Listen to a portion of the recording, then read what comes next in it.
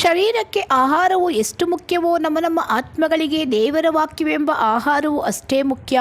ದೇವರ ವಾಕ್ಯವನ್ನು ಓದುವುದರಿಂದ ಕೇಳುವುದರಿಂದ ನಮ್ಮ ಆತ್ಮಗಳಿಗೆ ಪುಷ್ಟಿ ದೊರಕುತ್ತದೆ. ಇಂದಿನ ದೇವರ ವಚನದಲ್ಲಿ ಸತ್ಯವೇದದ ಆದಿಕಾಂಡ ಪುಸ್ತಕದ 18ನೇ ಅಧ್ಯಾಯದಿಂದ 20ನೇ ಅಧ್ಯಾಯದವರೆಗೂ ಇರುವ ಎಲ್ಲಾ ದೇವರ ವಚನಗಳನ್ನು ಕೇಳೋಣ. ಆದಿಕಾಂಡ 18ನೇ ಅಧ್ಯಾಯ. ಅಬ್ರಹಾಮನು ಮಧ್ಯಾಹ್ನದಲ್ಲಿ ಮಮ್ರೆ ತೋಪಿನ ತನ್ನ ಗುಡಾರದ ಬಾಗಿಲಲ್ಲಿ ಕೂತಿರುವಾಗ ಯೆಹೋವನು ಅವನಿಗೆ ದರ್ಶನ ಕೊಟ್ಟನು. ಹೇಗೆಂದರೆ ಅಬ್ರಹಾಮನು ಕಣ್ಣೆತ್ತಿ ನೋಡಲು ಅವನ ಎದುರಿನಲ್ಲಿ ಯಾರೋ 3 ಮಂದಿ ಪುರುಷರು ನಿಂತಿದ್ದರು. ಕೂಡಲೇ ಅವರನ್ನು ಎದುರುಗೊಳ್ಳುವುದಕ್ಕೆ ಅವನು ಗುಡಾರದ ಬಾಗಿಲಿನಿಂದ ಓಡಿ ಹೋಗಿ ಬೊಗ್ಗಿ ನಮಸ್ಕರಿಸಿ, ಸ್ವಾಮಿ, ದಯವಿರಲಿ, ದಾಸನ ಬಳಿಗೆ ದಯಮಾಡದೆ ಮುಂದೆ ಹೋಗಬೇಡಿರಿ. ನೀವು ದಾಸನಿರುವ ಸ್ಥಳದ ಹತ್ತಿರ ಹಾದು ಹೋಗುತ್ತೀರಲ್ಲ, ನೀರು ತರಿಸಿಕೊಡುತ್ತೇನೆ. ನಿಮ್ಮ ಕಾಲುಗಳನ್ನು ತೊಳೆದುಕೊಂಡು ಮರದ ನೆರಳಿನಲ್ಲಿ ವಿಶ್ರಮಿಸಿಕೊಳ್ಳಿರಿ. ಸ್ವಲ್ಪ ಆಹಾರ ತರುತ್ತೇನೆ. ಊಟವಾದ ಮೇಲೆ ನೀವು ಮುಂದಕ್ಕೆ ಪ್ರಯಾಣ ಬೆಳೆಸಬಹುದು ಅನ್ನಲು ಅವರು, ನೀನು ಹೇಳಿದಂತೆ ಮಾಡಬಹುದು ಅಂದರು. ಆಗ ಅಬ್ರಹಾಮನು ಗುಡಾರದಲ್ಲಿದ್ದ ಸಾರಾಳ ಬಳಿಗೆ ಓಡಿ ಹೋಗಿ ಆಕೆಗೆ ಹಸನಾದ 3 ಸೇರು ಹಿಟ್ಟನ್ನು ನಾದಿ ಬೇಗ ರೊಟ್ಟಿಗಳನ್ನು ಮಾಡು ಎಂದು ಹೇಳಿದನು. ಆಮೇಲೆ ಅವನು ದನಗಳ ಕಡೆಗೆ ಓಡಿ ಹೋಗಿ ಕೊಬ್ಬಿದ ಎಳೆ ಕರುವನ್ನು ತೆಗೆದು ಆಳಿನ ಕೈಗೆ ಕೊಟ್ಟನು. ಆಳು ಬೇಗನೆ ಅಡುಗೆ ಮಾಡಿದನು. ತರುವಾಯ ಅಬ್ರಹಾಮನು ಹಾಲು ಮೊಸರನ್ನು ಅಟ್ಟಮಾಂಸವನ್ನು ತೆಗೆದುಕೊಂಡು ಬಂದು ಆ ಮನುಷ್ಯರಿಗೆ ಬಡಿಸಿದನು. ಅವರು ಮರದ ಕೆಳಗೆ ಊಟ ಮಾಡುವವರೆಗೂ ಅವನು ಹತ್ತಿರ ನಿಂತುಕೊಂಡು ಉಪಚಾರ ಮಾಡಿದ್ದನು. ಬಳಿಕ ಅವರು ಅವನನ್ನು, ನಿನ್ನ ಪತ್ನಿಯಾದ ಸಾರಾಳು ಎಲ್ಲಿದ್ದಾಳೆ ಎಂದು ಕೇಳಲು ಅವನು, ಅಗೋ, ಗುಡಾರದಲ್ಲಿದ್ದಾಳೆ ಅಂದನು. ಅದಕ್ಕಾತನು, ಬರುವ ವರ್ಷ ಇದೇ ಕಾಲದಲ್ಲಿ ನಾನು ತಪ್ಪದೆ ತಿರುಗಿ ನಿನ್ನ ಬಳಿಗೆ ಬರುತ್ತೇನೆ. ಬಂದಾಗ ನಿನ್ನ ಪತ್ನಿಯಾದ ಸಾರಾಳಿಗೆ ಮಗನಿರುವನು ಅಂದನು. ಆ ಮಾತು ಹಿಂದೆ ಗುಡಾರದ ಬಾಗಿಲಲ್ಲಿ ನಿಂತಿದ್ದ ಸಾರಾಳ ಕಿವಿಗೆ ಬಿತ್ತು. ಅಬ್ರಹಾಮನು ಸಾರಾಳು ಬಹುವೃದ್ಧರಾಗಿದ್ದರು. ಸಾರಾಳಿಗೆ ಮುಟ್ಟು ನಿಂತು ಹೋಗಿತ್ತು. ಹೀಗಿರಲಾಗಿ ಆಕೆ, ನನ್ನಂತ ಮುದುಕಿಗೆ ಭೋಗವಾದೀತೆ, ನನ್ನ ಯಜಮಾನನು ಮುದುಕನಲ್ಲವೇ ಎಂದು ತನ್ನೊಳಗೆ ನಕ್ಕಳು. ಯೆಹೋವನು ಅಬ್ರಹಾಮನಿಗೆ, ಸಾರಾಳು ನಕ್ಕು, ಮುದುಕಿಯಾದ ನಾನು ಮಗನನ್ನು ಹೆರುವುದಾದೀತೆ ಎಂದು ಹೇಳಿದ್ದೇನು. ಯೆಹೋವನಿಗೆ ಅಸಾಧ್ಯವಾದುದುಂಟೋ? ನಾನು ಹೇಳಿದಂತೆ ಬರುವ ವರ್ಷ ಇದೇ ಕಾಲದಲ್ಲಿ ನಾನು ನಿನ್ನ ಬಳಿಗೆ ಬಂದಾಗ ಸಾರಾಳಿಗೆ ಮಗನಿರುವನು ಎಂದು ಹೇಳಿದ್ದನು. ಆಗ ಸಾರಾಳು ಭಯಪಟ್ಟು, ನಾನು ನಗಲಿಲ್ಲ ಎಂದು ಬಂಕಲು. ಆತನು, ಹಾಗನ್ನಬೇಡ, ನೀನು ನಕ್ಕದ್ದುಂಟು ಅಂದನು. ಆ ಮನುಷ್ಯರು ಅಲ್ಲಿಂದ ಹೊರಟು ಸೊದೋಮಿನ ಕಡೆಗೆ ನೋಡಿದರು. ಅಬ್ರಹಾಮನು ಅವರನ್ನು ಸಾಗ ಕಳುಹಿಸುತ್ತಾ ಅವರ ಜೊತೆಯಲ್ಲೇ ಬಂದಿದ್ದನು. ಆಗ ಯೆಹೋವನು ತನ್ನೊಳಗೆ, ನಾನು ಮಾಡಬೇಕೆಂದಿರುವ ಕಾರ್ಯವನ್ನು ಅಬ್ರಹಾಮನಿಗೆ ಮರೆ ಮಾಡುವುದು ಸರಿಯೋ? ಅವನಿಂದ ಬಲಿಷ್ಠವಾದ ಮಹಾಜನಾಂಗವು ಹುಟ್ಟಬೇಕಲ್ಲ. ಅವನ ಮೂಲಕ ಭೂಮಿಯ ಎಲ್ಲ ಜನಗಳಿಗೂ ಆಶೀರ್ವಾದ ಉಂಟಾಗುವುದಲ್ಲ. ಅವನು ತನ್ನ ಪುತ್ರ ಪೌತ್ರರಿಗೆ, ನೀವು ನ್ಯಾಯ ನೀತಿಗಳನ್ನು ನಡೆಸಿ ಯೆಹೋವನ ಮಾರ್ಗವನ್ನು ಅನುಸರಿಸಬೇಕೆಂದು ಬೋಧಿಸುವಂತೆ ಅವನನ್ನು ನಾನು ಆದುಕೊಂಡೇನಲ್ಲ. ಅವನು ಹೀಗೆ ಮಾಡುವುದರಿಂದ ಯೆಹೋವನಾದ ನನ್ನ ವಾಗ್ದಾನವು ನೆರವೇರುವುದು ಅಂದುಕೊಂಡನು.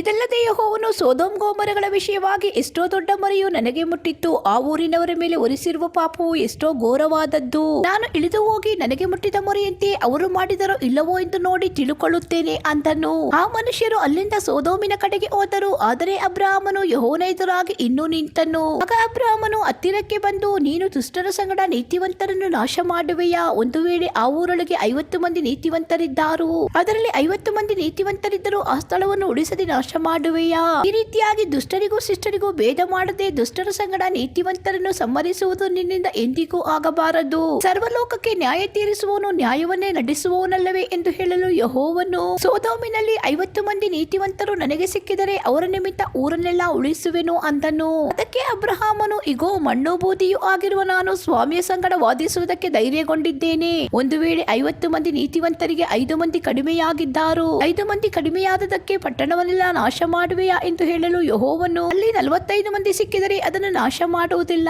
ಅಂದನು. ಅಬ್ರಹಾಮನು ಆತನ ಸಂಗಡ ಇನ್ನೂ ಮಾತಾಡಿ, ಒಂದು ವೇಳೆ ಅಲ್ಲಿ 40 ಮಂದಿ ಸಿಕ್ಕಾರು ಎನ್ನಲು ಆತನು, 40 ಮಂದಿ ಸಿಕ್ಕಿದರೆ ಆ ಪಟ್ಟಣವನ್ನು ನಾಶ ಮಾಡುವುದಿಲ್ಲ ಅಂದನು. ಅಬ್ರಹಾಮನು, ಸ್ವಾಮಿ, ಕೋಪ ಮಾಡಬಾರದು, ಇನ್ನು ಮಾತಾಡುತ್ತೇನೆ. ಒಂದು ವೇಳೆ 30 ಮಂದಿ ಅಲ್ಲಿ ಸಿಕ್ಕಾರು ಎನ್ನಲು ಆತನು, ಅಲ್ಲಿ 30 ಮಂದಿ ಸಿಕ್ಕಿದರೆ ಅದನ್ನು ನಾಶ ಮಾಡುವುದಿಲ್ಲ ಅಂದನು. ಅವನು, ಇಗೋ, ಸ್ವಾಮಿಯ ಸಂಗಡ ಮಾತಾಡುವುದಕ್ಕೆ ಧೈರ್ಯಗೊಂಡಿದ್ದೇನೆ. ಒಂದು ವೇಳೆ 20 ಮಂದಿ ಅಲ್ಲಿ ಸಿಕ್ಕಾರು ಎನ್ನಲು ಆತನು, 20 ಮಂದಿ ಇದ್ದರೆ ಅವರ ನಿಮಿತ್ತ ಅದನ್ನು ಉಳಿಸುವೆನು, ನಾಶ ಮಾಡುವುದಿಲ್ಲ ಅಂದನು. ಅಬ್ರಹಾಮನು, ಸ್ವಾಮಿ, ನಿನಗೆ ಸಿಟ್ಟಾಗಬಾರದು, ಇನ್ನು ಒಂದೇ ಸಾರಿ ಮಾತಾಡುತ್ತೇನೆ. ಒಂದು ವೇಳೆ 10 ಮಂದಿ ಸಿಕ್ಕಾರು ಎನ್ನಲು ಆತನು, 10 ಮಂದಿಯ ನಿಮಿತ್ತವೂ ಅದನ್ನು ಉಳಿಸುವೆನು, ನಾಶ ಮಾಡುವುದಿಲ್ಲ ಅಂದನು. ಯೆಹೋವನು ಅಬ್ರಹಾಮನ ಸಂಗಡ ಮಾತಾಡುವುದನ್ನು ಮುಗಿಸಿ ಹೊರಟು ಹೋದನು. ಅಬ್ರಹಾಮನು ತನ್ನ ಸ್ಥಳಕ್ಕೆ ಹಿಂದಿರುಗಿ ಹೋದನು. ಆದಿಕಾಂಡ 19ನೇ ಅಧ್ಯಾಯ. ಆ ದೂತರಿಬ್ಬರು ಸಾಯಂಕಾಲದಲ್ಲಿ ಸೋದೋಮಿಗೆ ಬಂದಾಗ ಲೋಟನು ಸೋದೋಮಿನ ಊರುಬಾಗಲಲ್ಲಿ ಕೂತುಕೊಂಡಿದ್ದನು. ಅವನು ಅವರನ್ನು ಕಂಡಾಗ ಎದ್ದು ಎದುರುಗೊಂಡು ಬೊಗ್ಗಿ ನಮಸ್ಕರಿಸಿ, ಸ್ವಾಮಿಗಳೇ, ನಿಮ್ಮ ದಾಸನ ಮನೆಗೆ ಬಂದು ಇಳುಕೊಂಡು ಕಾಲುಗಳನ್ನು ತೊಳಕೊಳ್ಳಿರಿ, ಬೆಳಿಗ್ಗೆ ನಿಮ್ಮ ಮಾರ್ಗ ಇಡಕೊಂಡು ಹೋಗಬಹುದು ಅಂದನು. ಅವರು ಆಗಲ್ಲ, ಬೀದಿಯಲ್ಲೇ ರಾತ್ರಿ ಕಳೆಯುತ್ತೇವೆ ಅನ್ನಲು ಅವನು ಅವರನ್ನು ಬಹಳ ಬಲವಂತ ಮಾಡಿದ್ದರಿಂದ ಅವರು ಅವನ ಬಳಿಯಲ್ಲಿ ಇಳುಕೊಳ್ಳುವುದಕ್ಕೆ ಒಪ್ಪಿದರು. ಅವರು ಮನೆಗೆ ಬಂದಾಗ ಅವನು ಹುಳಿಯಿಲ್ಲದ ರೊಟ್ಟಿಗಳನ್ನು ಸುಡಿಸಿ ಔತಣವನ್ನು ಮಾಡಿಸಲು ಅವರು ಊಟ ಮಾಡಿದರು. ಅವರು ಮಲಗುವುದಕ್ಕಿಂತ ಮುಂಚೆ ಹುಡುಗರು ಮುದುಕರು ಸಹಿತವಾಗಿ ಸೋದೋಮಿನ ಪಟ್ಟಣದವರೆಲ್ಲರೂ ಒಗ್ಗಟ್ಟಾಗಿ ಮನೆಯನ್ನು ಸುತ್ತಿಕೊಂಡು ಲೋಟನಿಗೆ, ಈ ರಾತ್ರಿ ನಿನ್ನ ಬಳಿಗೆ ಬಂದ ಮನುಷ್ಯರು ಎಲ್ಲಿ? ಅವರನ್ನು ಹೊರಗೆ ತೆಗೆದುಕೊಂಡು ಬಾ, ಅವರೊಡನೆ ನಮಗೆ ಸಂಗಮವಾಗಬೇಕೆಂದು ಕೂಗಿ ಹೇಳಿದರು. ಲೋಟನು ಅವರ ಬಳಿಗೆ ಹೊರಕ್ಕೆ ಬಂದು ತನ್ನ ಹಿಂದೆ ಕದ ಹಾಕಿ, ಅಣ್ಣಂದಿರೇ, ಈ ಪಾತಕವನ್ನು ಮಾಡಬೇಡಿರಿ, ಕೇಳಿರಿ. ನನಗೆ ಪುರುಷನಲ್ಲರಿಯದ ಇಬ್ಬರು ಹೆಣ್ಣು ಮಕ್ಕಳು ಇದ್ದಾರೆ, ಅವರನ್ನಾದರೂ ನಿಮಗೆ ತಂದು ಒಪ್ಪಿಸೇನು, ಮನಸ್ಸುವಂತೆ ಮಾಡಬಹುದು. ಆದರೆ ಈ ಮನುಷ್ಯರು ನನ್ನ ಆಶ್ರಯಕ್ಕೆ ಬಂದವರು, ಅವರಿಗೆ ಏನು ಮಾಡಕೂಡದು ಎಂದು ಹೇಳಲು ಅವರು, ದಾರಿ ಬಿಡು ಎಂದು ಹೇಳಿ, ಇವನು ಯಾರೋ ಒಬ್ಬ ಪರದೇಶಿಯಾಗಿ ಬಂದು ಈಗ ನ್ಯಾಯ ಹೇಳುವವನಾಗಬೇಕು. ಆ ಮನುಷ್ಯರಿಗೆ ಕೇಡು ಮಾಡುವುದಕ್ಕಿಂತ ಹೆಚ್ಚಾಗಿ ನಿನಗೆ ಕೇಡು ಮಾಡುತ್ತೇವೆ ಎಂದು ಹೇಳಿ ಲೋಟನ ಮೇಲೆ ಬಿದ್ದು ಬಹಳವಾಗಿ ಇರಕಿಸಿ ಕದವನ್ನು ಒಡೆದು ಬಿಡಬೇಕೆಂದಿದ್ದರು. ಆದರೆ ಒಳಗಿದ್ದ ಆ ಮನುಷ್ಯರು ಕೈಚಾಚಿ ಲೋಟನನ್ನು ತಮ್ಮ ಕಡೆಗೆ ಮನೆಯೊಳಗೆ ಸೇರಿಸಿ ಕದ ಮುಚ್ಚಿದರು. ಇದಲ್ಲದೆ ಅವರು ಮನೆಯ ಹೊರಗಿದ್ದ ಮನುಷ್ಯರಿಗೆ, ಚಿಕ್ಕವರಿಗೂ ದೊಡ್ಡವರಿಗೂ ಕೂಡ ಕಣ್ಣು ಮೊಬ್ಬಾಗುವಂತೆ ಮಾಡಿದ್ದರಿಂದ ಇವರು ಬಾಗಿಲು ಯಾವುದೆಂದು ತಿಳಿಯದೆ ಬೇಸರಗೊಂಡರು. ಆಗ ಆ ದೂತರು ಲೋಟನಿಗೆ, ಇಲ್ಲಿ ನಿನಗೆ ಇನ್ನಾರಿದ್ದಾರೆ, ಅಳಿಯಂದಿರನ್ನು, ಗಂಡು ಹೆಣ್ಣು ಮಕ್ಕಳನ್ನು, ಪಟ್ಟಣದಲ್ಲಿ ನಿನಗಿರುವ ಬೇರೆ ಎಲ್ಲವನ್ನು ಊರವರಕ್ಕೆ ಕರೆದುಕೊಂಡು ಬಾ. ನಾವು ಈ ಸ್ಥಳವನ್ನು ನಾಶ ಮಾಡುವುದಕ್ಕೆ ಬಂದವರು. ಇಲ್ಲಿಯವರ ವಿಷಯವಾಗಿ ಬಲುದೊಡ್ಡ ಮೊರೆಯು ಯೆಹೋವನಿಗೆ ಮುಟ್ಟಿದ್ದರಿಂದ ಇವರನ್ನು ನಾಶ ಮಾಡುವುದಕ್ಕಾಗಿ ಆತನ ನಮ್ಮನ್ನು ಕಳುಹಿಸಿದ್ದಾನೆ ಎಂದು ಹೇಳಿದರು. ಆಗ ಲೋಟನು ಹೊರಕ್ಕೆ ಹೋಗಿ ತನ್ನ ಹೆಣ್ಣು ಮಕ್ಕಳನ್ನು ಗೊತ್ತು ಮಾಡಿಕೊಂಡಿದ್ದ ಅಳಿಯಂದರಿಗೆ ಈ ಸಂಗತಿಯನ್ನು ತಿಳಿಸಿ, ನೀವೆದ್ದು ಈ ಸ್ಥಳವನ್ನು ಬಿಟ್ಟು ಹೋಗಿರಿ, ಯೆಹೋವನು ಈ ಊರನ್ನು ನಾಶ ಮಾಡುತ್ತಾನೆ ಎಂದು ಹೇಳಿದನು.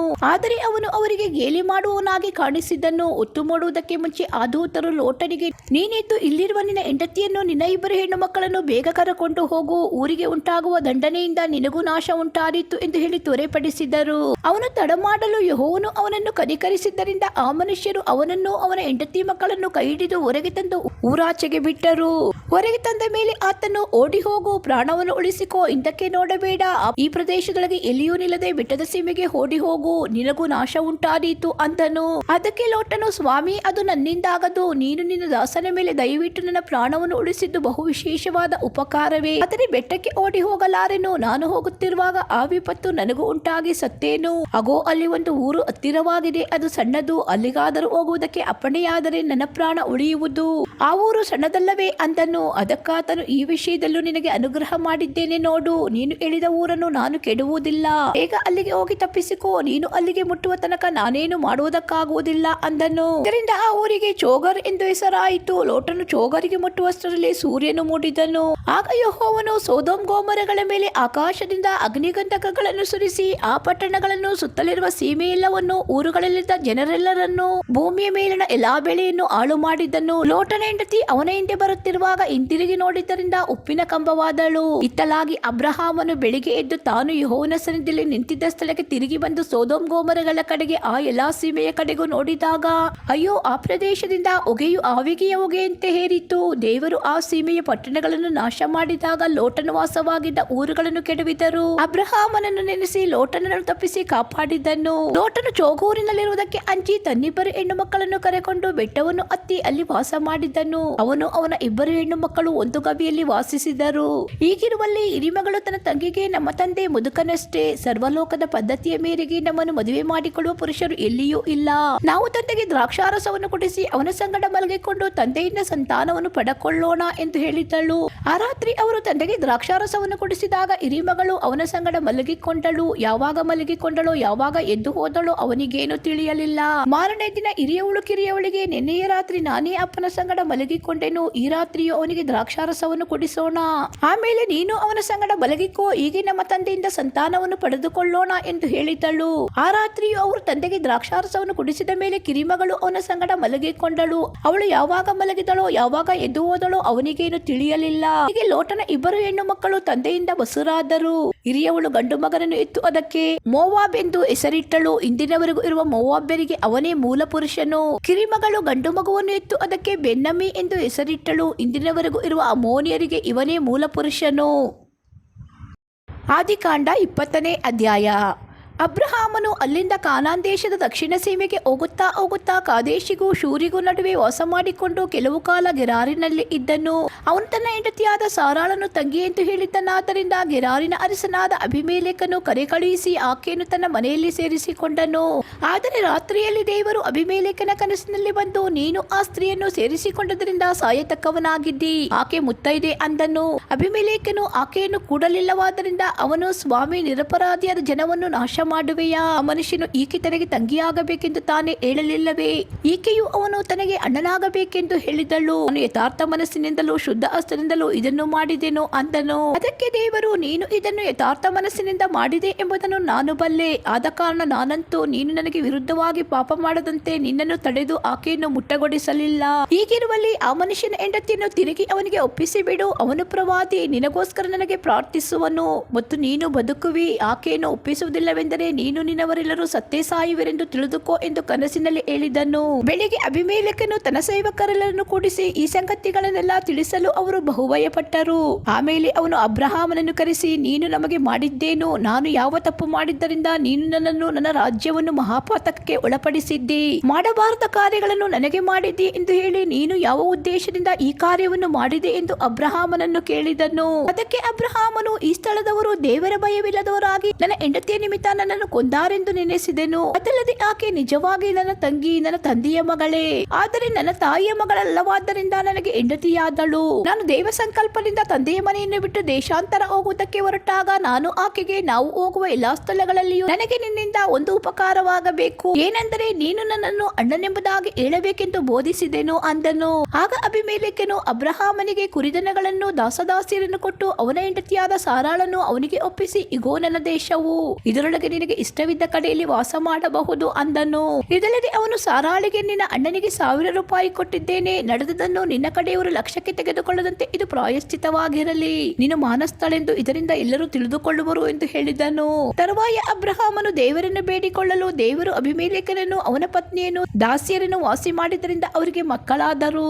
ಮುಂಚೆ ಅಬ್ರಹಾಮನ ಹೆಂಡತಿಯಾದ ಸಾರಾಳ ನಿಮಿತ್ತ ಯೆಹೋವನು ಅಭಿಮೇಲೆಕನ ಮನೆಯಲ್ಲಿದ್ದ ಸ್ತ್ರೀಯರೆಲ್ಲರೂ ಬಂಜೆಯರಾಗುವಂತೆ ಮಾಡಿದ್ದನು.